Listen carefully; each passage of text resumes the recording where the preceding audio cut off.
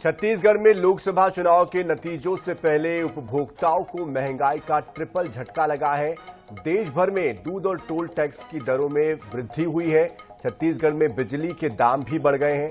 इसी के साथ एक बार फिर से महंगाई को लेकर वार पलटवार का सिलसिला शुरू हो गया है। दिलचस्प तो ये भी है कि महंगाई के मुद्दे पर पाकिस्तान की भी एंट्री हो गई।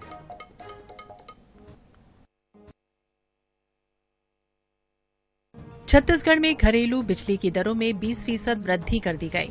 टोल टैक्स की दरों को 5% तक बढ़ाया गया, जबकि मदर डेयरी और अमूल ने दूध की कीमत भी 2 रुपए बढ़ा दी। इसी तरह छत्तीसगढ़ की जनता को 1 जून से महंगाई का ट्रिपल झटका लगा। पहले से महंगाई की मार से जूझ रही जनता बिजली और दूध के बिल से खास तौर पर परेशान होगी, लेकिन टोल टैक्स में वृद्धि उसके लिए परिवहन को भी महंगा बना देगा। यही वजह है कि इसे लेकर सियासी बवाल तेज है।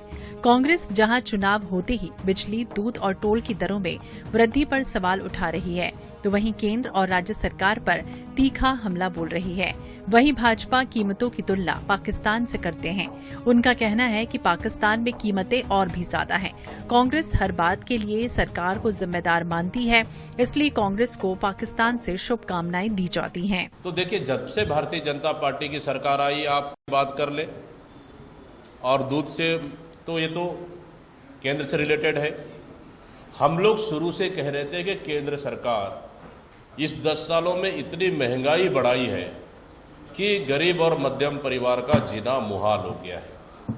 महंगाई चरम पर है। जैसा चुनाव आता है, थोड़ा सा पेट्रोल का रेट कम कर दो, गैस का रेट कम कर दो, दूध दही का रेट कम कर दो। अभी सरकार बनी भी नहीं है, दूध का रेट बढ़ गया।